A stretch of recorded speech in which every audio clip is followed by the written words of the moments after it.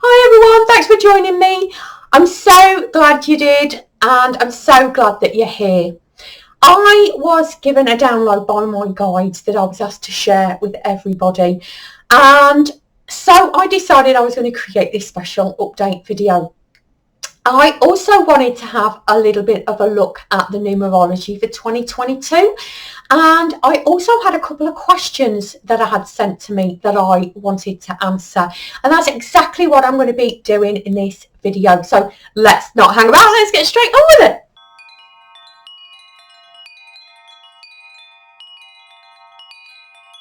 Now, I am planning on doing some more of these update videos. So if you do have a question that you want me to answer, whether it's a personal question or whether it's a general question, you can leave the question in the comments below. You can also leave the question on my website, starlightworkcircle.com.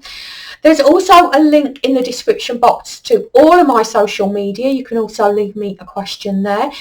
And there's a link also on the bottom of my homepage on my website to all of my social media as well. So if you do have a question, please feel free to leave it for me. However, let's get on with discussing this Super Christ Grid.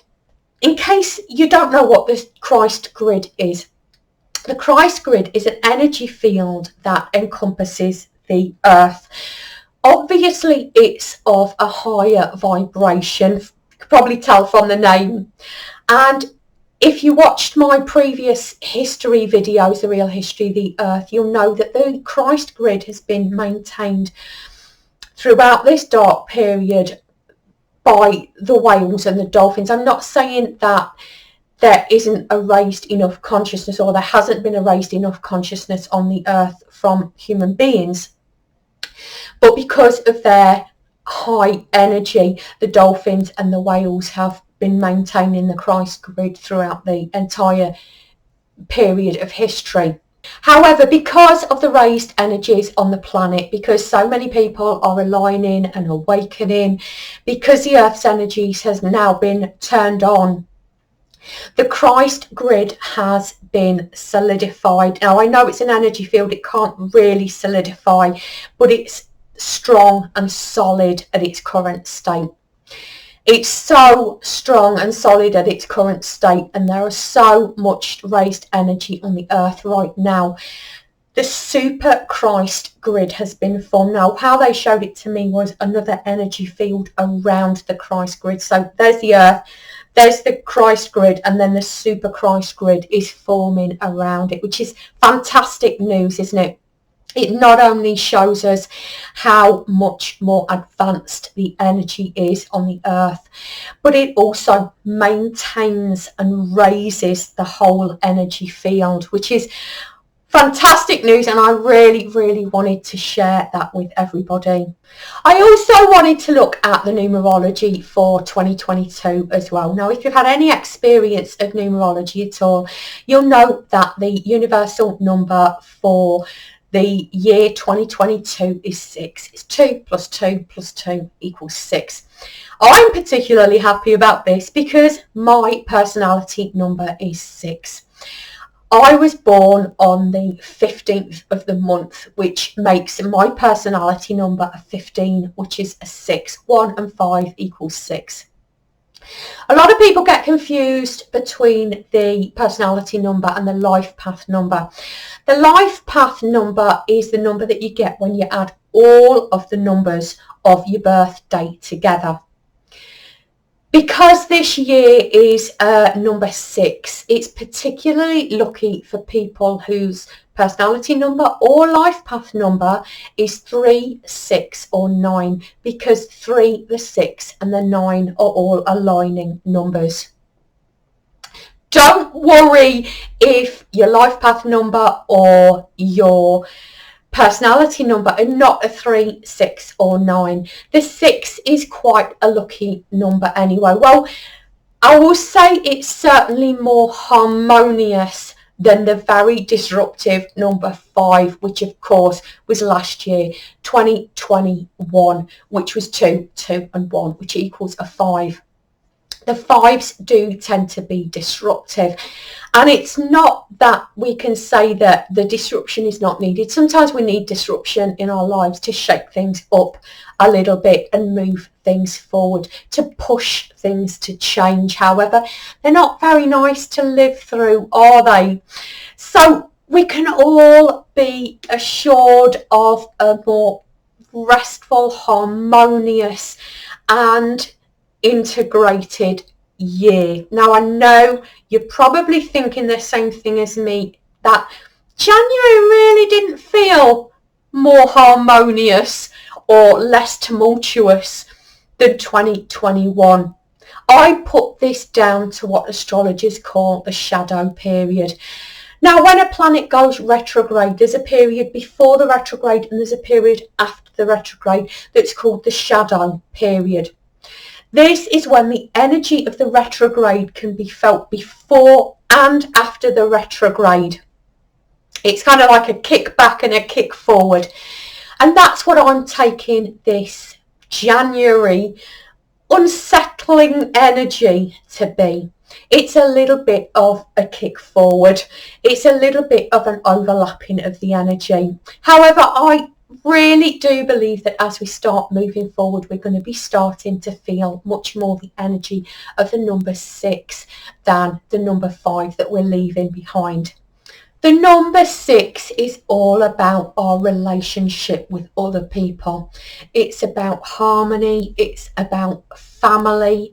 It's about our humanitarianism as well. How we help and support others and how others help and support us as well.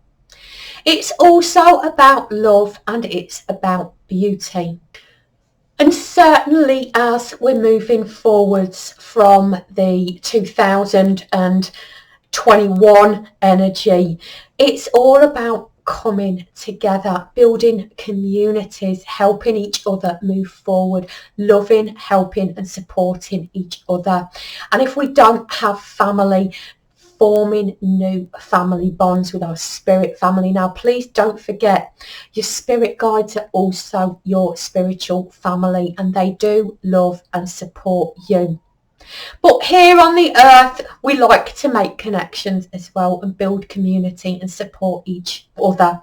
And as more and more of us are evolving onto a higher vibration, there's more and more support for each other in moving us forward, in building those communities and supporting each other move forward.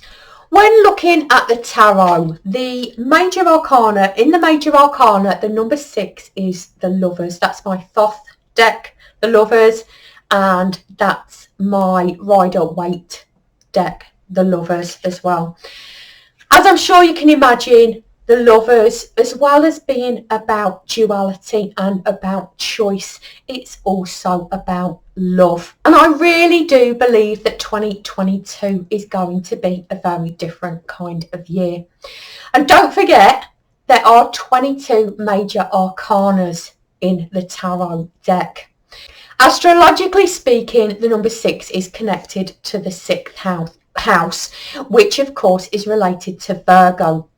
This is all about our health and physical well-being. It's about our day-to-day lives and it is about our work, and of course it's also about our family as well. 2022 with its 3 2s is also an angelic number. Now, I've not studied angel numbers in great depth, but obviously this needs a little bit of a look at. What does 222 mean in angelic numbers? And we see reoccurring themes here again. 222 is about unity, it's about love, but it's also about faith and hope and new cycles beginning. And I've not forgotten the 0 in 2022 as well. The 0 is all about eternity. And so perhaps we can see this is all about our connection with spirit as well as our connection with each other. So put these all together and we get a message of love and we get a message of emotional healing as well. please don't forget that you are loved, you are supported all of the time, and it's important to get into that vibration as much as possible of love for others, of love for ourselves, of nurturing and supporting others and nurturing and supporting ourselves as well, and building those connections, those loving, supportive connections that can also help to heal those emotional wounds.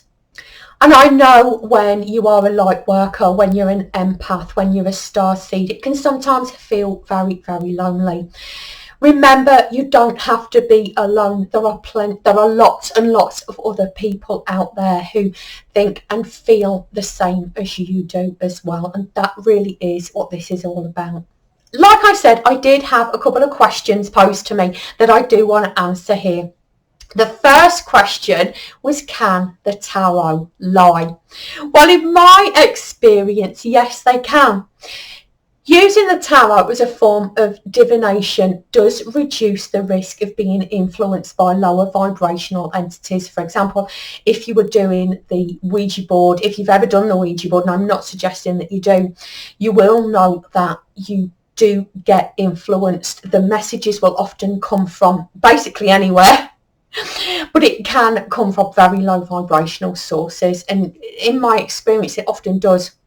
The tarot reduces the risk of that, but it doesn't mean that your spirit guides can't lie. However, in my experience and my knowledge, they will only lie to you if they believe it is in your best interest to do so, if it will benefit you for them to do so. For example, if you're looking for a particular outcome, they may suggest that that outcome will occur, even though it won't occur, to get you in the expectational energy of that situation occurring.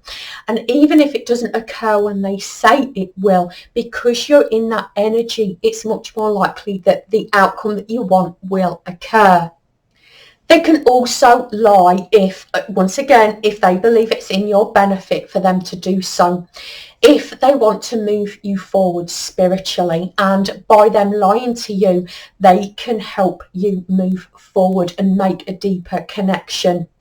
It also could be that they just don't feel that you're ready for the truth. And it also brings me to the next point as well. I did mention in my beginner's tarot bundle that you can receive timely warnings. Timely warnings are examples of situations that are likely to occur that you may not want or may not be in your best interests. We receive timely warnings because it means that we can change the direction that we're on. We can change our thought patterns around a situation. We can change the choices that we make around a situation. And if we take a different route, we will have a different outcome. And like I said in the video, if we do a reading and we see an outcome that we don't want, we can make a decision to take a different path. And once we've made a decision to take a different path, we can lay the cards again and see that we get a different outcome. Hopefully the outcome that we were looking for. If not, then we just need to repeat the process again. But yes, in my experience, the tarot can lie, but only if it benefits you for them to do so. The other question that I had posed to me was, what is the 100th monkey? I'm just going to give you my interpretation and my understanding of the 100th monkey. This was an actual study. I'm not sure where it was done. I think some people said it was in Japan, and I'm not sure who carried out the study or why, but they were observing monkeys in the wild, obviously from the name 100th monkey. Apparently one day one of the monkeys decided that before it was going to eat, I think it was a potato, I'm not sure what fruit or vegetable it was, but before it ate the potato or the fruit or vegetable, it decided that it didn't like to be eating dirt anymore, so it took the potato and washed it in some water before it ate it. Its fellow monkeys, its family, its pack, I'm not sure what a pack of monkeys is called, its tribe, saw this and decided that they were going to do the same thing.